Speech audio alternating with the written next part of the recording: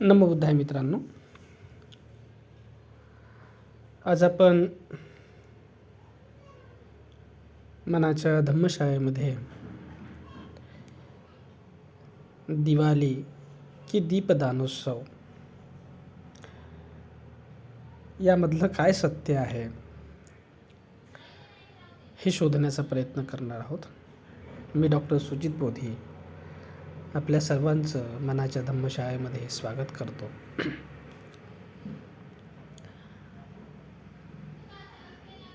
आता सर्वत्र दिवाळीचा उत्सव चालू आहे आणि या दिवाळीच्या उत्सवाच्या काळामध्ये बौद्धांमध्ये एक संभ्रमाची स्थिती उत्पन्न झालेली आहे. ती संभ्रमाची स्थिती जी आहे ते दीपदानोत्सव या शब्दामुळे उत्पन्न झालेली आहे. सर्वत्र दीपदानोत्सवचे मॅसेज व्हॉट्सअपवरती व्हायरल होत आहेत. फेसबुकवरती दीपदानोत्सवाचं समर्थन केले जात आहे. असा एक वर्ग आहे जो दीपदानोत्सवचं समर्थन करतो आहे आणि दुसरा एक वर्ग आहे जो दीपदानोत्सवचं जे आहे ते खंडन करताना आपल्याला दिसतो आहे. आणि त्यामुळे सर्व बौद्धांमध्ये ही एक संभ्रमाची स्थिती उत्पन्न झालेली आहे की दीपदानोत्सव नेमकं काय आहे, याच्या मागील काय सत्यता आहे, काय सच्चाई आहे.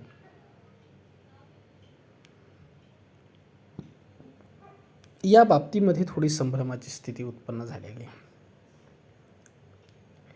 दिवाळी अथवा दीपावली हा जो उत्सव आहे, हा उत्सव नेमका कोणाचा, यामध्ये सुद्धा बरीच संभ्रमाची स्थिती उत्पन्न झालेली आहे. आणि बौद्धांमध्ये जे आहे ते दिवाळी अथवा दीपावली हा हिंदूंचा सण आहे असा एक सर्वसामान्य समज आहे. संपूर्ण भारतामध्ये सुद्धा असाच सर्वसामान्य समज आहे की दिवाळी दीपावली हा हिंदू धर्माचा सण आहे, हिंदू धर्माचा त्यौहार आहे. आणि म्हणून बौद्ध लोक जे आहे ते बाबासाहेब आंबेडकरांनी धम्मदीक्षा दिल्यानंतर, बौद्ध धर्मामध्ये प्रवेश केल्यानंतर आपण हिंदू धर्म सोडलेला आहे. त्यामुळे हिंदू धर्माचे देवी देवता, हिंदू धर्माचे सण समारंभ हे आपण साजरे करू नये, ही सार्थ अपेक्षा जी आहे ते बौद्ध विचारवंतांकडून केल्या जातं आणि ती सार्थ आहे, स्वाभाविक आहे की बौद्ध धर्मामध्ये आल्यानंतर तुम्ही बौद्ध धर्माचे सण उत्सव साजरे केले पाहिजेत, नाही की हिंदू धर्माचे सण उत्सव साजरे केले पाहिजेत. कारण ज्या धर्माने तुम्हाला पशुपेक्षाही हीन वागणूक दिली, एक मनुष्य म्हणून तुम्हाला सन्मान दिला नाही, अत्यंत हालअपेष्टा आणि यातना भोगून कुठेतरी बाबासाहेबांच्या पुण्याईनं हा समाज एक सुस्थितीमध्ये आलेला आहे, चांगल्या स्थितीमध्ये आलेला आहे. त्यामुळे हे सर्व बौद्ध धर्मामुळे घडलेलं आहे. त्यामुळे बौद्धांनी दिवाळी किंवा दीपावली साजरी करू नये, सोबतच हिंदू धर्मातील अन्य सण समारंभसुद्धा साजरे करू नयेत असा अट्टहास केला जातो आणि तो सार्थ आहे असं मला वाटतं. परंतु अलीकडेच काही विचारवंत जे आहे बौद्ध समाजातील, जे इतिहास संशोधक आहेत आणि इतिहासाच्या गर्भामध्ये जाऊन सत्य शोधण्याचा प्रयत्न करतात, असे काही संशोधक लोक जेव्हा बौद्ध इतिहासाची छानबीन करतात, बौद्ध इतिहास शोधून पाहण्याचा प्रयत्न करतात, तेव्हा बौद्ध भारताचा इतिहास त्यांना हाती लागतो. आणि बौद्ध भारताचा इतिहास जेव्हा हाती लागतो तेव्हा भारतामध्ये चालत असलेल्या ज्या काही प्रथा परंपरा आहेत, जे काही उत्सव आहेत, सण समारंभ आहेत, देवी देवता आहेत, मतमान्यता आहेत, यांचे कुठेतरी मूळ जे आहे ते बौद्ध धर्मामध्ये दिसतात, बौद्ध भारतामध्ये दिसतात. आणि ते दिसणं स्वाभाविकसुद्धा आहे, कारण बौद्ध भारताचा काळ जो आहे तो जवळपास 1500 वर्षाचा काळ आहे. इसवी सन पूर्व जे आहे ते 5व्या-6व्या शतकापासून म्हणा तर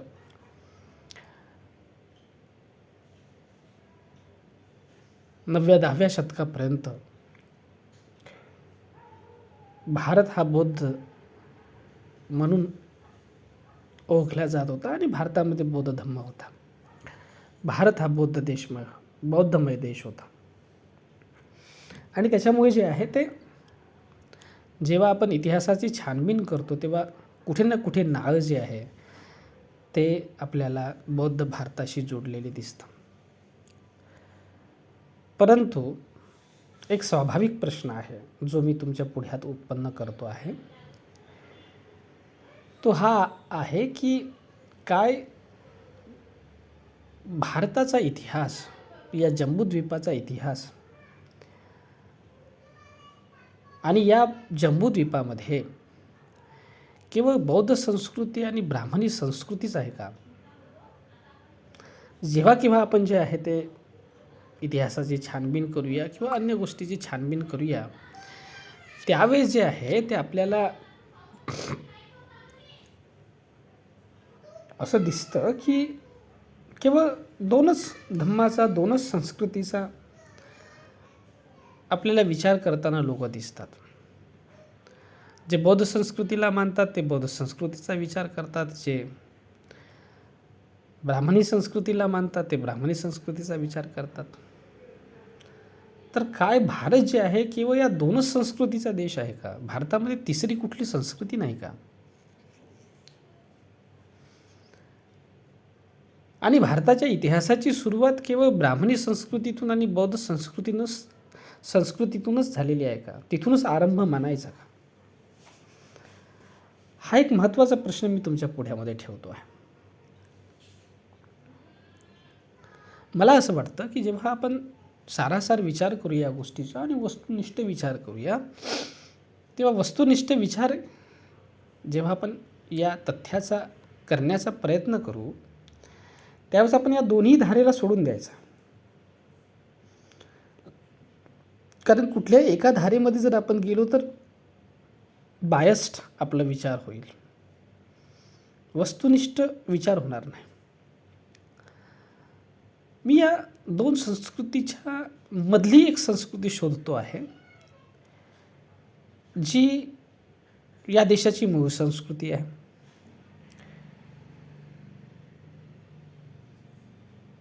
जी या देशाला अजूनही जोडता एकमेकाशी आणि एकमेकांमध्ये जे आहे ते बंध मानवतेचे जे आहे ते बांधून ठेवण्याचं काम करते आहेत. ही जी मूळ संस्कृती आहे या देशाची, ही कृषी संस्कृती आहे असं मला वाटतं. कारण भारत हा आदी अनादी काळापासून कृषीप्रधान देश आहे. इथे कृषी ही या संस्कृतीचा, या भूमीचं मुख्य धागा आहे कृषी. आणि कृषीची आपली एक संस्कृती आहे, कृषीचा आपला एक धर्म आहे, कृषीची आपली एक शब्दावली आहे, कृषीचं आपलं एक आचार विचार करण्याचं जे आहे ते तंत्र आहे.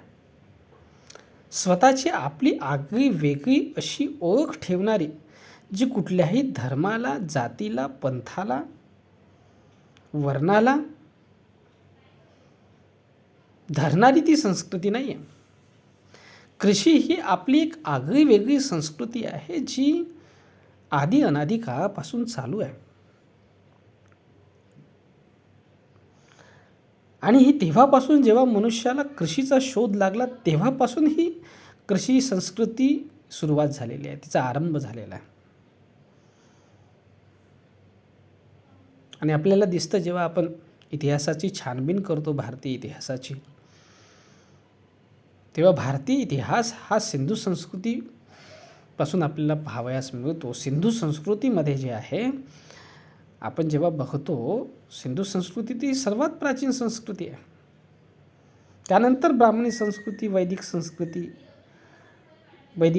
ब्राह्मणी संस्कृती, बौद्ध संस्कृतीचं आपल्याला जे आहे ते पाहावयास मिळतं. पण पहिले तर जे आहे ते कृषी संस्कृती आहे, आणि सिंधू संस्कृती ही कृषी संस्कृती आहे. सिंधू संस्कृतीमध्ये तुम्हाला कृषी संस्कृती दिसतं. आणि ही लोकसंस्कृती आहे.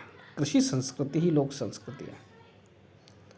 आणि त्यामुळे संस्कृती म्हटलं तर त्या संस्कृतीचे सण, उत्सव, श्रद्धा, उपासना ह्या सगळ्या गोष्टी येणं स्वाभाविक आहे. कृषी संस्कृतीमध्ये कृषी, धरणी ही महत्त्वाची असतं. धरणीला माय म्हटलं जातं, धरणीला आई म्हटलं जातं, आणि तिची पूजा केली जाते. त्याच्यामुळे मनुष्याचं कृषीशी जे ते नातं आहे, एक नाळ जुडलेली आहे, आणि तो कृषीमध्येच राहतो.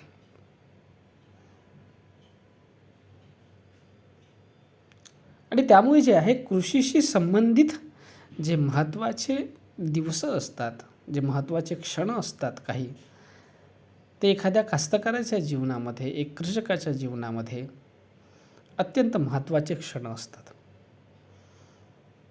आणि तो क्षण जो आहे, तो उत्सवाचा क्षण म्हणून ते साजरा करताना आपल्याला दिसतात. जसं नांगरणीचा क्षण असतो. नांगरणीचा क्षण जो आहे, तो कृषी संस्कृतीमधला महत्त्वाचा क्षण असतो. ज्यावेळेस शेतीची नांगरणी केल्या जातं. कारण नांगरणी हा अत्यंत महत्त्वाचा जो आहे तो क्षण असतो, काल असतो, पर्व असतं. त्या काळामध्ये जमिनीला जे आहे ते भुसभुशीत केलं जातं. तिला जे आहे ते पिकासाठी तयार केलं जातं. त्याची मशागत केल्या जातं जमिनीची. आणि त्याच्यामुळे नांगरणीचा क्षण, बिना नांगरणी केल्याशिवाय जे आहे ते शेती केल्या जाऊ शकत नाही.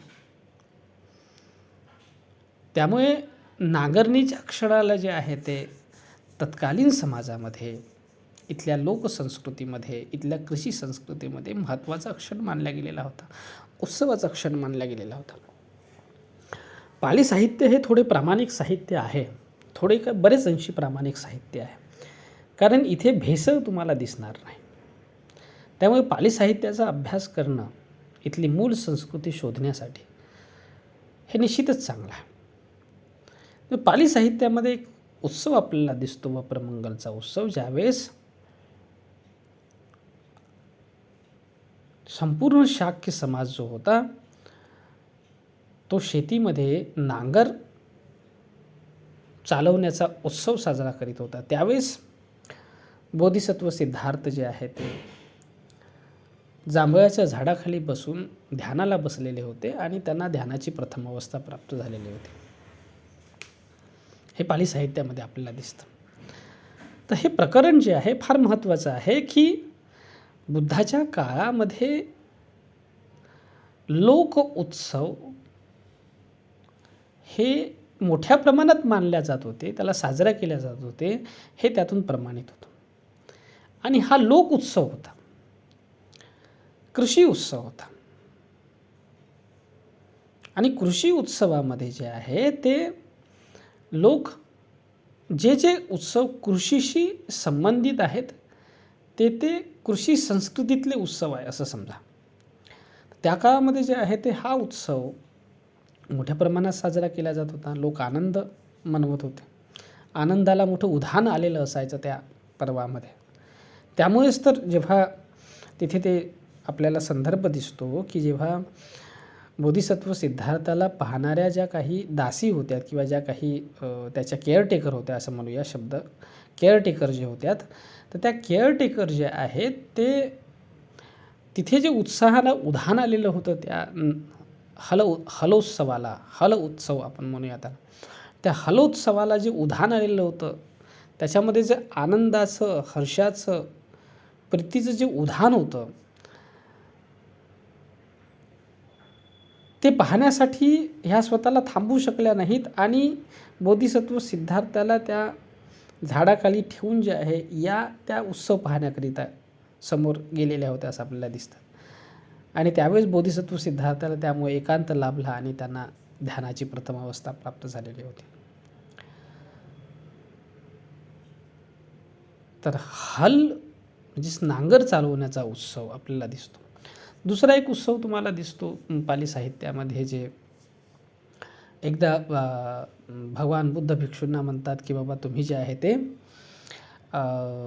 भिक्षाटनासाठी जाऊ नका, चारिका करण्यासाठी जाऊ नका, कारण आता जनमानसामध्ये, लोकसमाजामध्ये असा एक उत्सव सुरू आहे की ज्या उत्सवामध्ये लोक जे आहे एकमेकांवरती पाणी फेकतात किंवा अन्य काही गोष्टी चिखल वगैरे इत्यादी फेकतात. त्याच्यामुळे चारिका करणं सोयीचं होणार नाही. तर तो उत्सव कुठेतरी जे आहे ते होळीच्या उत्सवासारखा आपल्याला दिसून येतो. असे उत्सव जे आहेत ते तत्कालीन समाजामध्ये होते. पाली साहित्यामध्ये असे उत्सवावरती जे आहे ते अध्ययन व्हायला पाहिजे. अजून उत्सवाचं पाली साहित्यामध्ये उत्सव कशा पद्धतीचे होते त्याची खोजबीनसुद्धा व्हायला पाहिजे असं मला वाटतं. तिथून तुम्हाला प्रामाणिक साहित्य मिळेल. तर या पद्धतीनं जे आहे ते आपल्याला पाहावयास मिळतं. आता प्रश्न महत्त्वाचा आहे, दिवाळी हा जो उत्सव आहे हा बेसिकली जे आहे ते कृषी उत्सव आहे. कारण या काळामध्ये जे आहे शेतमाल जो आहे तो शेतकऱ्यांचा निघतो आणि शेतकऱ्यांसाठी शेतमाल निघण्याचा जो क्षण आहे तो आनंदाचा आणि उत्सवाचा क्षण असतो. त्यामुळे गावखेड्यांमध्ये जेव्हा आपण गेलं आणि या उत्सवाचं जर वस्तुनिष्ठ आपण अध्ययन केलं तर आपल्याला असं दिसेल की हा उत्सव, या उत्सवामध्ये जे आहे ते शेतकऱ्यांच्या घरी धनधान्य निघलेलं असतं आणि विपुल प्रमाणामध्ये धनधान्य जे आहे ते आलेलं असतं. आणि या धनधान्य येण्याचा जो क्षण आहे तो अत्यंत महत्त्वाचा क्षण मानला जातो. मला आठवतं जेव्हा माझे वडील जेव्हा शेतीतलं जे काही उत्पादन आहे घरी घेऊन यायचे तेव्हा बैलबंडीवरती टाकून तेव्हा त्या धान्याची पूजा केली जायची. आणि पूजा अत्यंत साध्या आणि सोप्या स्वरूपाची असायची. बैलांचे पाय धुतले जायचेत, त्यानंतर त्या शेतकऱ्याचे पाय धुतले जायचेत, त्याला अक्षिदा लावल्या जायच्यात. अक्षिदासुद्धा धान्याच्या असायच्यात, विशेष करून जे आहे ते तांदळाच्या अक्षिदा असायच्यात. त्याच्यामुळे तिथेसुद्धा धान्याचा संबंध आहे, लक्षात घ्या. आणि अक्षिदा लावायचेत, हळदी कुंकू वगैरे असलं घरी तर ते हळद कुंकू वगैरे लावायचेत. नसलं तर काही तेवढं महत्त्वाचं मानलं जायचं नाही, पण अक्षिदा जे आहे ते लावल्या जायचेत. आणि जे आहे ते त्या शेतमालाची पूजा केली जायची आणि त्याच्यानंतर मग जे आहे ते घरी धान्याला जे आहे ते ठेवल्या जायचं. तर असा तो साधा उत्सव आहे. दिवाळीच्या कालावधीमध्ये जे आहे जे धनधान्य निघायचं त्या धनधान्याचा निघण्याचा आनंद म्हणून, पीक निघण्याचा आनंद म्हणून हे कृषी संस्कृतीमध्ये उत्सव साजरा केला जायचा, ज्याच्यामध्ये दिवा वगैरे लावायचा आणि दिवा वगैरे लावून त्याची जे आहे ते आरती ओवाळणी वगैरे केली जायची. हे पण व्हायचं, ओवाळणी वगैरे करणं. दिवा लावणं हा काही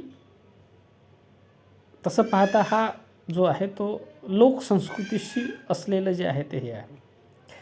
त्याचा काही धर्माशी संबंध नाही. दिव्याचा बेसिकली धर्माशी काहीही संबंध नाही. तत्कालीन काळामध्ये जे आहे ते किंवा आजपर्यंत जेव्हा इलेक्ट्रिसिटीचा शोध लागलेला नव्हता तोपर्यंत लोकांच्या घरी जे आहे ते दिवेच लावल्या जायचे. अंधारामध्ये जे आहे ते दिवे लावून दिवा किंवा दिव्याची केव्हा आवश्यकता पडणार, जेव्हा अंधार पडेल तेव्हा. सायंकाळाला निश्चितच अंधार व्हायचा, त्याच्यामुळे दिवे लावल्या जायचे. त्यामुळे जे आहे ते दिवे लावणं हा तत्कालीन समाजातील दैनंदिन कार्यक्रम होता. तो काही एका विशिष्ट दिवसाचा कार्यक्रम नव्हता की याच दिवशी दिवे लावायचे म्हणून. प्रत्येक घरी सायंकाळाला दिवे लावल्या जात होते, कारण की इलेक्ट्रिसिटी नव्हती. त्याच्यामुळे दिवे लावणं प्रकाशासाठी आवश्यक होतं. नंतर समोर जाऊन जे आहे ते पेट्रोलियमचा शोध लागला, रॉकेल वगैरे आलेत,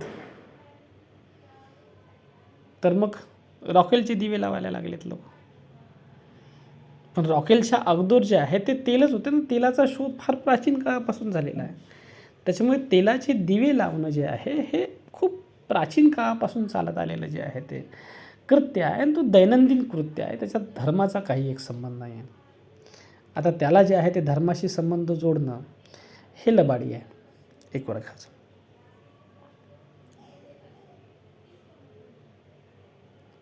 आणि हा कृषी संस्कृतीतला उत्सव होता. जनमानसामध्ये मोठ्या प्रमाणामध्ये जे आहे ते साजरा व्हायला लागला. तर इथली जे आहे ते धर्मव्यवस्था मग काय करतं, लोकसंस्कृतीला धर्माचं स्वरूप प्रदान करतं. हा इतिहास आहे.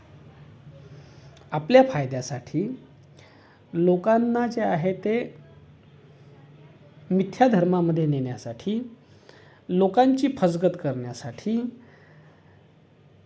लोकसंस्कृतीतील, कृषी संस्कृतीतील जे काही चालीरीती आहेत, ज्या प्रसिद्ध पावलेल्या आहेत, त्याला हायजॅक केलं जातं. आणि हे काम करण्यामध्ये ब्राह्मणी व्यवस्था आघाडीवरती आहे असं म्हटलं तर अतिशयोक्ती होणार नाही. त्याच्यामुळे दिवाळीचा मग आता एखादा उत्सव आहे त्याला धर्माचं स्वरूप द्यायचं आहे, तर मग धर्माची कथा त्याला जोडून द्या. धर्म हा बेसिकली मनुष्याच्या श्रद्धेचा विषय आहे. त्याच्यामुळे त्याच्यावरती कोणी प्रश्नसुद्धा उपस्थित करत नाही, कोणी प्रश्नचिन्ह उपस्थित करत नाही. त्यामुळे जे आहे ते धर्माचा संबंध जोडला की मग ते ती रीत, ती तऱ्हा, ती प्रथा परंपरा, ती जे आहे ते श्रद्धा, उपासना, ते सगळं जे आहे ते धर्माचं होऊन जातं. त्यामुळे दिवाळीच्या संदर्भातसुद्धा ब्राह्मणी व्यवस्थेनं जे आहे काय केलं की धर्माचा संबंध जोडून दिला. एखादी धर्माचा संबंध कसा जोडायचा, तर कुठली तरी पुराण कथा जी आहे, कुठली तरी कथा त्याच्याशी जोडायची आहे. तर ही जोडली कथा, रामाची कथा जोडली की त्याच्यामध्ये जे आहे ते राम वनवासातून आलेत आणि जे आहे ते अयोध्येमध्ये मग दिवे लावून स्वागत करण्यात आलं. तिथून दिवाळी सुरू झाली. परंतु वास्तविक पाहता जे आहे राम ही कथा आहे आणि त्याचं काही साक्ष नाही आहे, त्याचा काही ऐतिहासिक पुरावा नाही आहे. तो कुठेच तुम्हाला मिळणार नाही. तो लोककथेचा किंवा श्रद्धेचा किंवा धर्माचा भाग झालेला आहे. बस याच्या पलीकडं दुसरं काही नाही. तर वस्तुस्थितीला त्याला काही आधार नाही असं मला वाटतं. ही बेसिकली हा जो पर्व आहे, हे जे उत्सव आहे, हा जो सण आहे, हा शेतीशी जुडलेला आहे, शेतमालाशी जुडलेला आहे. याच्यामध्ये धनाची पूजा केली जाते. त्याच्यामुळे लक्ष्मीपूजन तुम्हाला दिसतं. धनाला लक्ष्मी म्हणतात. लक्ष्मी हा शब्दसुद्धा विकृत रूप आहे. तो रखमी या शब्दापासून झालेला आहे. रखमीचा अर्थ होतो रक्षण करणं, रक्षण करणं. तर ते धन घरामध्ये कशासाठी आणलं जायचं? त्यावेळेस जे धन होतं लोकांचं कृषीप्रधान असल्यामुळे सर्व समाज कृषीवरती आधारित असल्यामुळे सगळ्या कास्तकाराचं धन होतो शेतातून निघलेलं उत्पन्न, शेतमाल. आणि तो घरी कशासाठी आणला जायचा शेतमाल? कारण घरी नीट त्याचं रक्षण व्हावं या अर्थ, म्हणून त्याला जे आहे रक्षण करण्यासाठी आणलेलं धन, म्हणून ते धनरखमी झालं. धनरखमीचं धनलक्ष्मी झालं. रखमी लक्ष्मी, हे लक्षात घ्या. तर धन म्हणजे काय? धन हा शब्द धान्यापासून तयार झालेला आहे. धैर्य हा शब्द पाली आहे. धैर्याचं धान्य होते, धान्याचं धन, हे लक्षात घ्या. धैर्याचं धनसुद्धा होतं सरळ सरळ. तर जे धैर्य आहे, धैर्यापासून धन बनलेला आहे शब्द.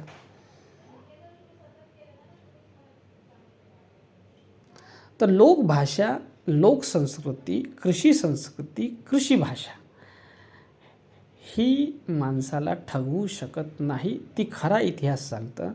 आणि भारताच्या इतिहासामध्ये कृषी संस्कृतीच्या इतिहासाला नेहमीच जे आहे ते किनाऱ्यावरती ठेवण्यात आलं, त्याची उपेक्षा करण्यात आली. की ही संस्कृती मोठ्या प्रमाणात लोकमानसावरती राज करतं, आजही करतं. आधी अनादी काळापासून चालत आलेली ही संस्कृती आहे. आणि आधी अनादी काळापासून चालत आलेला हा कृषीचा धर्म आहे, त्याची शब्दावली आहे, त्याची भाषा आहे. याच्याकडे जे आहे ते मनुष्य सर्वथा दुर्लक्ष करून राहिलेला आहे, असं आपल्याला दिसतं. इथे फक्त धर्म महत्त्वाचा आहे.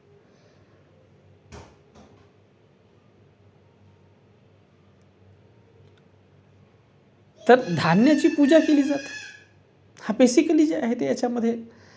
तर हा साधा आणि सरळ असा उत्सव होता. ज्यावेळेस धान्य घरी आणलेलं आहे, ज्या दिवशी घरी धान्य आणलेलं आहे त्यावेळेस तो दिवस उत्सव म्हणून साजरा करायचा आणि इथून त्याचं रक्षण करायचं.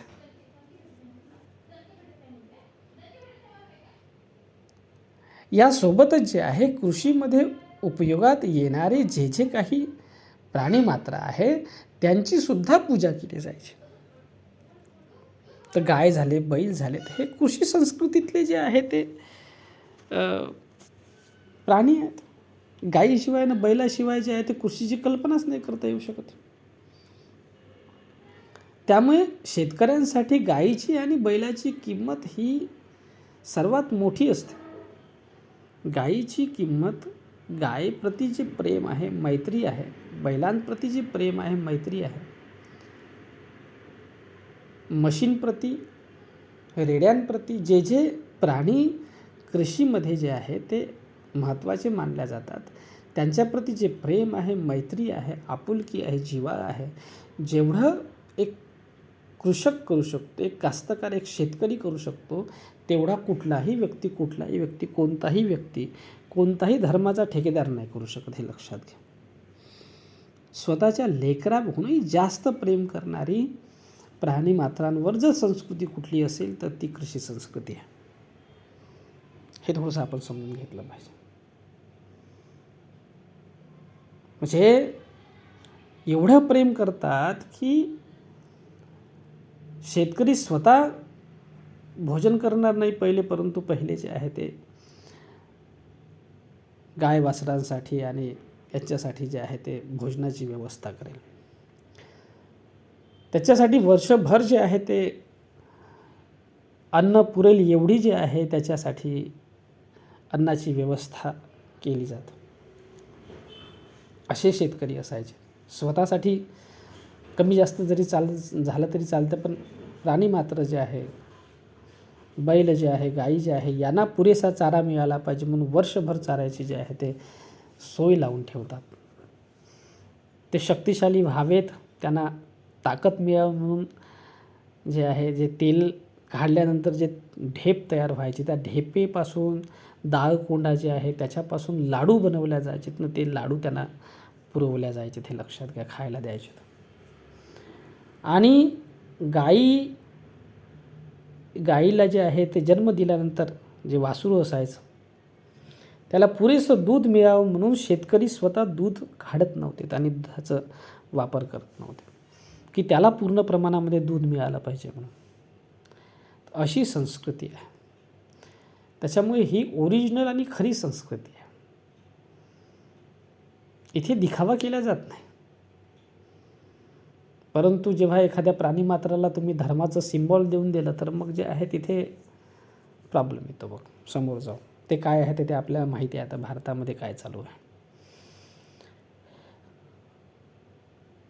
परंतु खरी किंमत जी आहे गाय वासरांची, बैलांची, म्हशींची, रेड्यांची, जे जे काही प्राणीमात्र आहेत, कोंबड्यांची, इतर अन्याची खरी किंमत जर तुम्हाला पाहावयाची असेल, कोण करत असेल तर इथला जो आहे तो जो साऱ्या जगाला पोसतो तो पोशिंदा शेतकरी करतो, हे लक्षात घ्या. परंतु त्याच्या संस्कृतीला,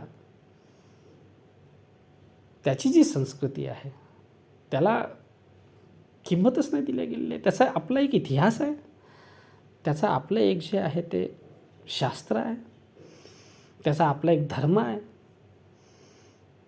त्याला कधी विचारच केला घेतलेला नाही, त्याला विचारातच घेतलेलं नाही.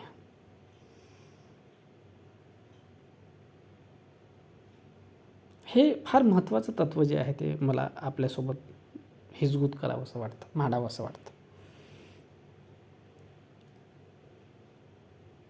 बुद्ध जे आहे ते भूमिपुत्र आहेत. पहिल्यांदा जे आहे ते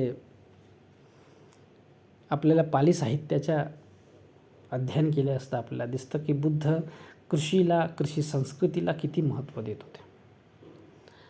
बुद्धाने जे आहे ते जी मेथड वापरलेली आहे बुद्ध होण्यासाठी, ती कृषीची मेथड वापरलेली आहे, लक्षात घ्या. अनेक बुद्धांच्या धम्मामध्ये, संघामध्ये जे काही अर्हत झालेत ते कृषीचं अवलोकन करून झालेले आहेत, कृषीची साधना करून झालेले आहेत. पटाचार्याला जे जे ध्यानाचं आलंबन मिळालं ते कृषीतून मिळालेलं आहे. मिलिंद प्रश्न हा ग्रंथचा तुम्हाला त्या ठिकाणी दिसेल की कृषी मधील असणाऱ्या तमाम जे काही नैसर्गिक घटक आहेत त्या घटकांना ध्यानाचं साधन आलंबन कसं बनवायचं आणि त्यातून कोणते कुशल धर्म शिकायचे हे जे आहे ते त्या मिलिंद प्रश्नामध्ये तुम्हाला दिसतं. झाडातले गुण, कोंबड्याचे गुण, वासराचे गुण, गाईचे गुण, बैलांचे गुण, धरतीचे गुण, पाण्याचे गुण, वाऱ्याचे गुण, हे कुशल गुण कसे घ्यायचेत आणि त्यातून अर्हत कसं व्हायचं याची विधी प्रविधी तुम्हाला त्या ठिकाणी दिसतं. त्याच्यामुळे बुद्ध जे आहे इथल्या कृषी संस्कृतीला, इथल्या मूळ संस्कृतीला खतपाणी देणारे होते आणि त्याला जे आहे ते वाढवणारे होते. आणि म्हणून बुद्धांनी कृषी संस्कृतीमध्ये असणाऱ्या कुठल्याही उत्सवाला, कुठल्याही जे आहे ते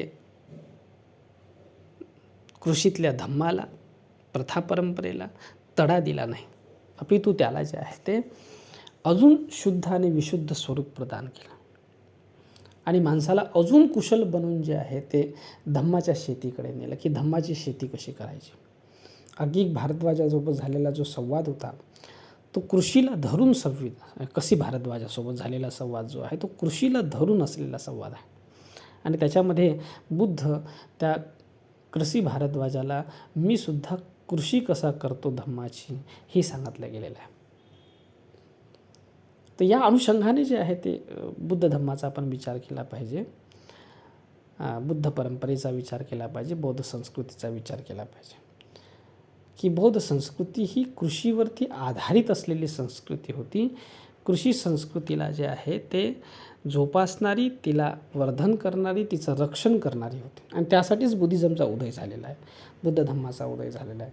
त्यातलं जे पहिलं तत्त्व आहे ते पाणातिपाता वेरमणीचं, ते यासाठी की कृषीमध्ये उपयोगात येणारे जे काही जनावरं होते त्याची यज्ञामध्ये कत्तल होऊ नये, मोठ्या प्रमाणात कृषीमध्ये वापरल्या जाणारे, उपयोगात येणारे जे काही प्राणीमात्र होते ते नष्ट होऊ नये याची भगवान बुद्धाला चिंता होती. म्हणून भगवान गौतम बुद्धांनी पहिलं शील दिलं पाणातिपाता वेरमणी सिक्खापदं समाधियामी. हे पहिलं शील जे आहे ते कृषी संस्कृतीला पोषक असं शील आहे, थोडंसं आपण समजून घेतलं पाहिजे. आणि या संस्कृतीचं जतन करण्यासाठी बुद्धांनी जे आहे ते जनहिताय जनसुखाय जे आहे ते विचरण करण्याचा संदेश दिलेला आहे. त्याच्यामुळे बुद्धाची संस्कृती ही मूळतः कृषी संस्कृती आहे, हे आपण थोडंसं समजून घेतलं पाहिजे. आणि म्हणून कृषी संस्कृतीतले जे काही उत्सव आहेत त्याला धर्माचं जे स्वरूप समोर जाऊन दिलं गेलं हे लक्षात घ्या. ते स्वार्थासाठी. आता जो दीपदानोत्सवचा मामला आहे तो सुद्धा अशाच पद्धतीचा की ब्राह्मणी संस्कृतीमध्ये रामाच्या आगमना प्रित्यर्थ जे आहे ते दिवे लावण्यात आले म्हणून जे आहे ते दिवाळी सण सुरू झाला इथून उगम दाखवला जातं. आणि दीपदानोत्सवच्या समर्थन करणारे लोक जे आहे ते सांगतात की बुद्ध जे आहे ते कपिल वस्तूला गेले, त्या प्रत्यर्थ सर्व लोकांनी दिवे लावले होते त्यांच्या उत्साहाच्या अनुषंगानं. आणि म्हणून कपिल वस्तूला येण्याचा जो क्षण आहे बुद्धाचा तो आनंदोत्सव म्हणून त्या लोकांनी साजरा केला आणि तिथून दीपदानोत्सवची सुरुवात झाली. तर हे जे आहे ते हायजॅक करणं आहे, इथल्या मूळ संस्कृतीला हायजॅक करण्यासारखं आहे, हे लक्षात घ्या. किंवा मग जे आहे ते चढाओढ करण्यासाठी एका संस्कृतीनं सांगितलं तर आमची संस्कृती अशा पद्धतीची आहे आणि म्हणून तिथून जे आहे ते कुठेतरी इतिहासाची खोजबीन करायची आणि संदर्भ द्यायचे. त्यात संदर्भाला समजलं की नाही समजलं त्याला जे आहे तेच जाणवत की त्या संदर्भाला बरोबर समजण्याची त्यांची दृष्टी आहे का, क्षमता आहे का, ताकद आहे का, काही नाही. बस थोडा बहुत साम्यता दिसून राहिलेली आहे, थोडा बहुत दिसून राहिले तर जोडून टाकायचं आणि आपलंच आहे म्हणून जे आहे ते त्याला जे आहे ते हे करून त्याची दिशाभूल करायची. तर हे उचित कार्य नाही. बोधिसत्व सिद्धार्थ जेव्हा बुद्ध झालेत आणि बुद्ध झाल्यानंतर 7-8 वर्षानं जेव्हा कपिल वस्तूला गेलेत तेव्हा जे आहे ते बुद्धाचं स्वागत करण्यासाठी असे कोणीही लोक त्या ठिकाणी आलेले नव्हते. तसं झालं असतं तर दुसऱ्या दिवशी बुद्धाला चारिका करायची गरज पडली नसती, हे लक्षात घ्या. आणि बुद्धाने जे आहे ते दुसऱ्या दिवशी चारिका केली नसती. एवढा उत्सवाला उधाण आलेलं होतं त्या शाक्यांना, तर त्यांनी जे आहे ते दुसऱ्या दिवशी भगवंताला भोजनासाठी आमंत्रित केलं असतं आणि भगवंताची त्याच्या संघाची जी आहे ती व्यवस्था केली असते. परंतु तसं झालेलं आपल्याला दिसत नाही. त्याच्यामुळे हा संदर्भ जोडणं जे आहे ते मला उचित वाटत नाही.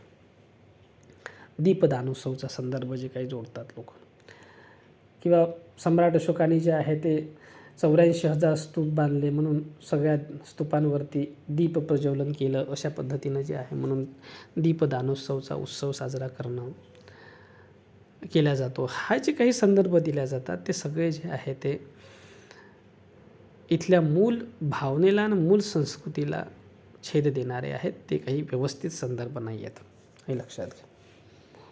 आणि त्यामुळे जे आहे हा उत्सव भारताच्या बाहेर गेला नाही. जर हा उत्सव बौद्ध धर्माचा उत्सव असता आणि बौद्ध संस्कृतीतला उत्सव असता, दिवाळी ज्याला दीपदानोत्सव म्हणून म्हणतात, तर तो दीपदानोत्सव सर्व बौद्ध देशांमध्ये गेला असता. परंतु तसं काही झालेलं नाही. वस्तुतः बुद्ध धर्मामध्ये जे उत्सव असतात ते धम्माचे उत्सव असतात. धम्मोत्सव साजरा केला जातो आणि धम्मोत्सव हा ज्ञानाचा असतो, ध्यानाचा असतो, चक्षु उघडण्याचा असतो, धम्म श्रवण करण्याचा असतो, शील पालन करण्याचा असतो. आणि त्यासाठी जे आहे ते बौद्ध संस्कृतीमध्ये महिन्यातून 4 दिवस आहेत जे धम्मोत्सवाचे दिवस आहेत, धम्म दिवस म्हणून आहेत, ज्याच्यामध्ये 2 अष्टम्या आहेत, 1 अमावस्या आहे आणि 1 पौर्णिमा आहे. हे 4 दिवस. आणि त्यामध्ये जे पौर्णिमा हा दिवस असतो, या पौर्णिमेच्या दिवसाच्या अनुषंगानं आपल्याला जे आहे ते काही विशेष कर्म झालेले दिसतात, ज्यातून धम्मोत्सव जो आहे तो पौर्णिमेला साजरा करण्याची प्रथा परंपरा आपल्याला मोठ्या प्रमाणात दिसतं. कारण की पौर्णिमा हा दिवस पूर्ण प्रकाशाचा दिवस असतो आणि त्याच्यामुळे जे आहे जे काही कार्य घडायचे ते पूर्ण प्रकाशात कार्य घडायचे बुद्ध धम्मामध्ये. त्यामुळे महत्त्वाचे जे काही कार्य घडलेत ते पौर्णिमेच्या पूर्ण प्रकाशात घडलेत आणि त्यामुळे पौर्णिमा हा दिवस उत्सवाचा दिवस म्हणून साजरा केला जातो.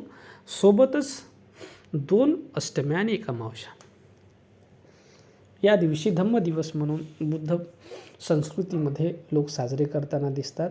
तर हे 4 दिवस प्रत्येक बौद्ध देशांमध्ये गेलेले आहेत आणि याला धम्मदिवस म्हणून ते साजरे करतात. अष्टमीला, 2 अष्टमीला, अमावस्येला आणि पौर्णिमेला. तर हे 2 दिवस जे आहेत ते धम्माचे दिवस आहेत. 4 दिवस हे लक्षात घ्या. आणि वेळोवेळी ज्या ज्या पौर्णिमेच्या दिवशी काही महत्त्वपूर्ण घटना घडल्यात बुद्धांच्या जीवनातल्या, त्या महत्त्वपूर्ण घटना ज्या आहेत त्या मोजक्या घटना आहेत, ज्याच्यामध्ये तुम्हाला दिसतं वैशाख पौर्णिमेचा दिवस ज्यावेळेस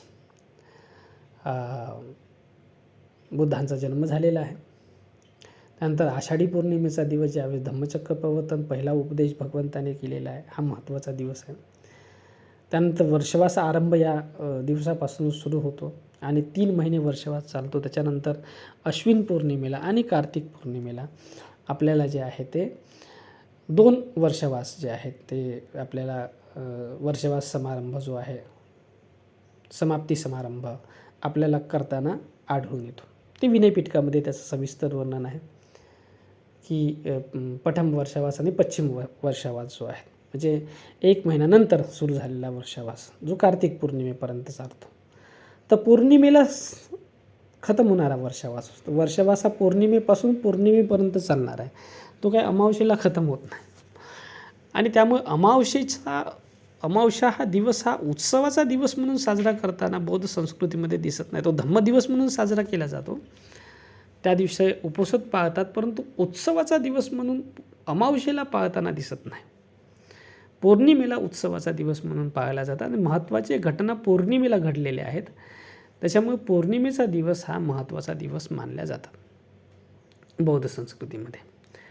आणि अशा काळामध्ये जे आहे ते या दिवशी लोक धम्मामध्ये रममान होतात, बुद्ध वचनांचं श्रवण करताना दिसतात, बुद्ध वचनाचं पठण करताना दिसतात, ध्यान करताना दिसतात, दान करताना दिसतात.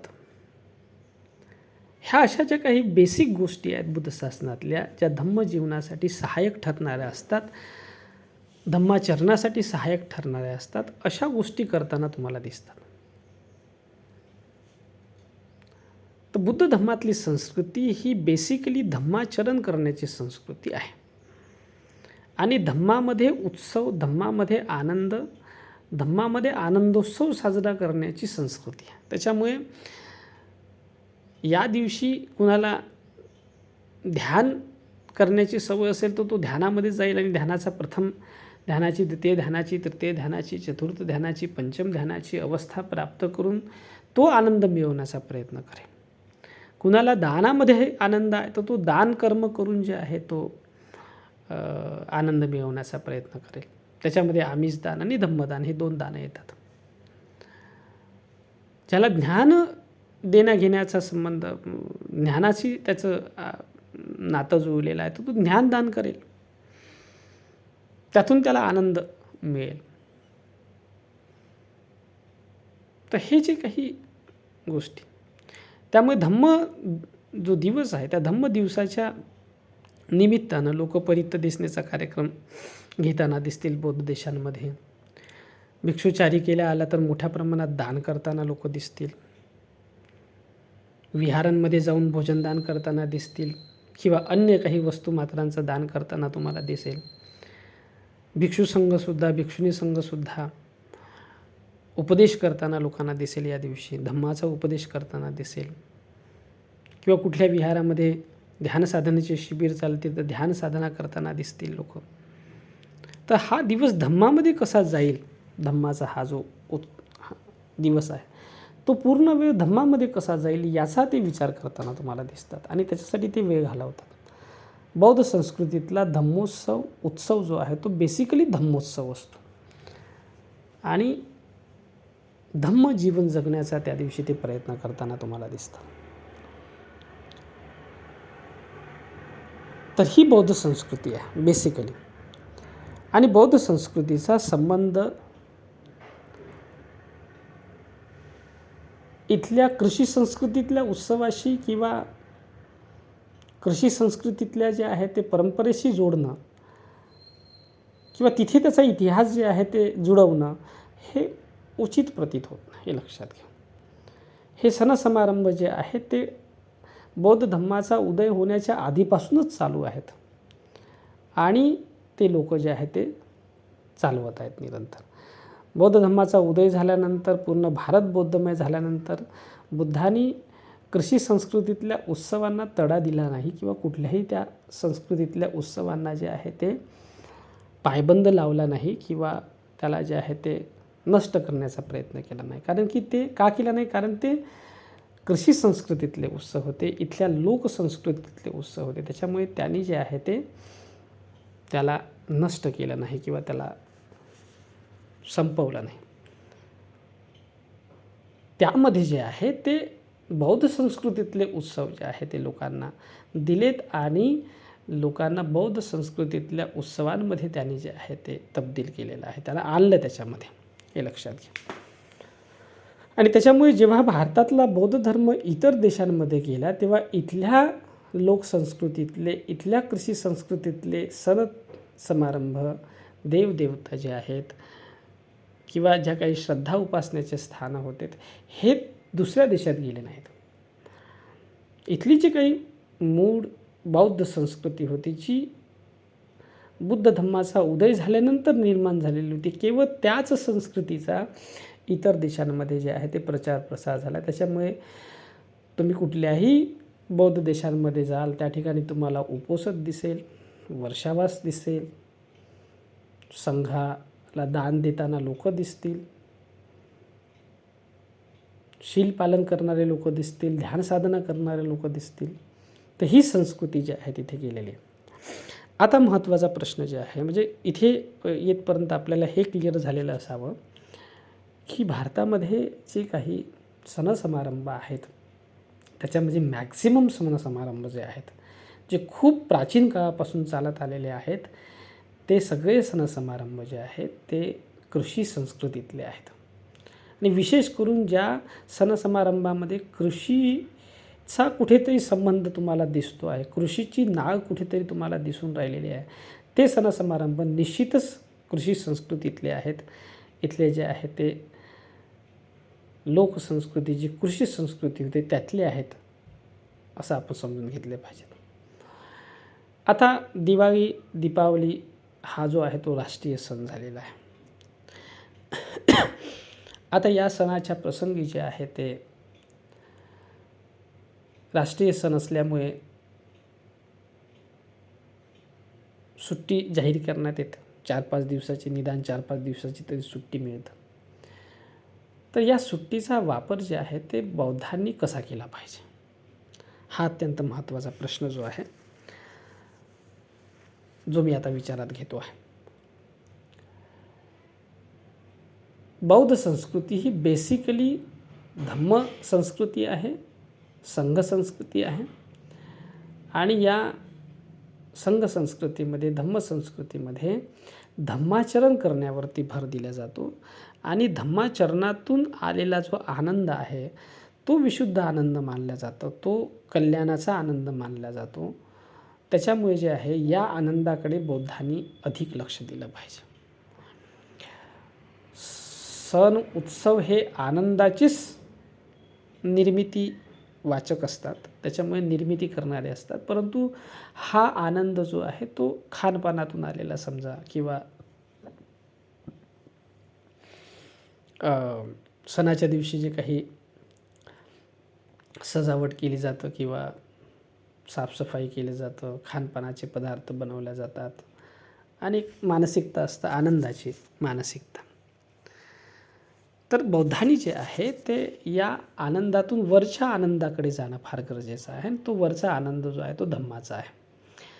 त्याच्यामुळे हा जो काळ सुट्टीचा काळ बौद्धांसाठी आलेला आहे तर या काळामध्ये जे आहे ते बौद्धांनी धम्माचरण केलं पाहिजे.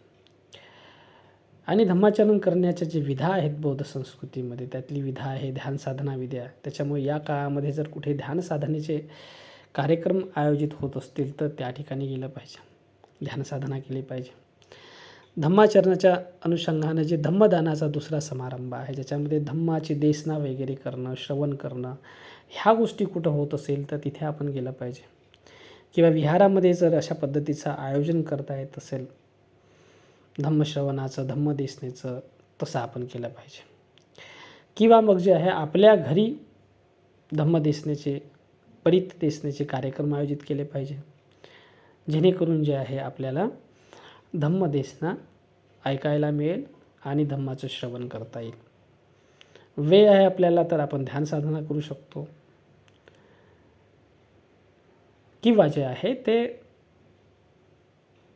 धम्मासंबंधी काही वर्कशॉप घेऊ शकतात लोक, आणि लोकांना जे आहे ते संग्रहित करू शकतात. आणि त्यांचा हा जो वेळ आहे, सुट्टीचा जो काळ आहे, तो कसा जास्तीत जास्त वेळ कसा त्यांचा धम्माचरणामध्ये जाईल याचा जो आहे तो आपण विचार केला पाहिजे. आणि धम्माचरणासाठी कुठलाही काळ हा सुगीचा काळ मानला जातो. महिन्यातून 4 दिवस तर दिलेलेच आहेत, परंतु धम्माचरण जर तुमच्यासोबत अखंड चालू राहिलं तर ते आपल्याच हिताचं आहे, आपल्या सुखाचं आहे, लक्षात घ्या.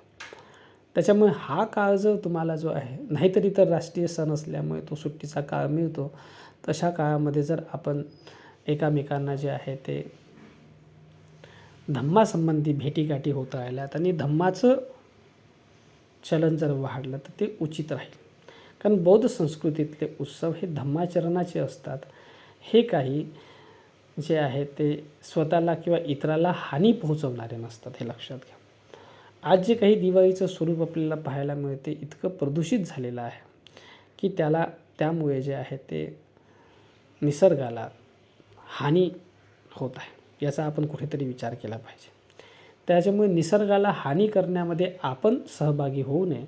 त्यासाठी आपला वेळ जर बौद्धांनी धम्माचरणामध्ये घालवला तर बौद्ध धम्म हा जो आहे तो लोकांसमोर, बौद्ध संस्कृती ही लोकांसमोर जे आहे ते निश्चितच एक प्रशंसेस पात्र ठरेल. आणि लोक म्हणतील की बौद्ध संस्कृतीतले लोक जे आहे या काळामध्ये धम्माचरणाचा अवलंब करतात. कोणी ध्यान करतात, कोणी शिबिराला जातात, कोणी वर्कशॉप घेतात, कोणी धम्मदेशना करतात आणि आपला पूर्ण वेळ धम्माचरणासाठी घालवतात. आणि या लोकांच्या या अशा वागण्यामुळे, जगण्यामुळे निसर्गाला किंवा इतरांना हानी होत नाही. तर ही गोष्ट जी आहे ते आपण कुठेतरी समजून घेतली पाहिजे. दिवाळी या सणाचं जे काही स्वरूप आहे ते मूळ स्वरूप जे आहे ते कृषी संस्कृतीतलं होतं, असं मला असं वाटतं. माझी फाइंडिंग अशा पद्धतीची आहे. आणि त्यावेळेस फक्त जे आहे ते स्वाभाविकरित्या घरात आलेल्या धान्याची पूजा केली जायची आणि जे आहे ते त्याची ओवाळणी वगैरे केली जायची, त्याच्यासमोर दिवा लावल्या वगैरे जायचा. एवढंच जे आहे ते त्याचं स्वरूप होतं. त्याच्या पलीकडं त्याचं स्वरूप नाही. आणि आजही तुम्ही जर खेड्यापाड्यांमध्ये जाल तर तुम्हाला याच पद्धतीचं स्वरूप दिसेल. आणि धनधान्य आलेलं आहे तर समृद्धी आलेली आहे घरामध्ये. त्याच्यामुळे जे आहे ते त्याच्यानंतर तुम्हाला जे आहे ते नातेवाईकांचा संग्रह करणे हे कृषी संस्कृतीतलं महत्त्वाचं जे आहे ते पद आहे, हे लक्षात घ्या. म्हणजे ही एक परंपरा आहे. आणि त्याच्यामुळे जे आहे ते त्या काळामध्ये सगळ्यात जवळचं, घरातलं सगळ्यात जवळचं कोणतं, घरातली मुलगी ही सगळ्यात जवळची. त्याच्यामुळे धनधान्याची विपुलता आलेली आहे घरी. सुगीचा काळ आहे तर अशा याच्यामध्ये घरच्या मुलीलासुद्धा बोलवायचेत. आणि घरी मुलगी आली तर मग जे आहे ते मुलीलासुद्धा जे आहे ते पूजल्या जायचं घरी. तर ते जे आहे ते भावा बहिणीचं नातं जे भाईदूज वगैरे म्हणतात, भाऊबीज म्हणतात. तर हे जे आहे हे सुद्धा कृषी संस्कृतीतलं हे आहे. यातून कुणाला हानी किंवा नुकसान होणार नाही. तर हे सहजरित्या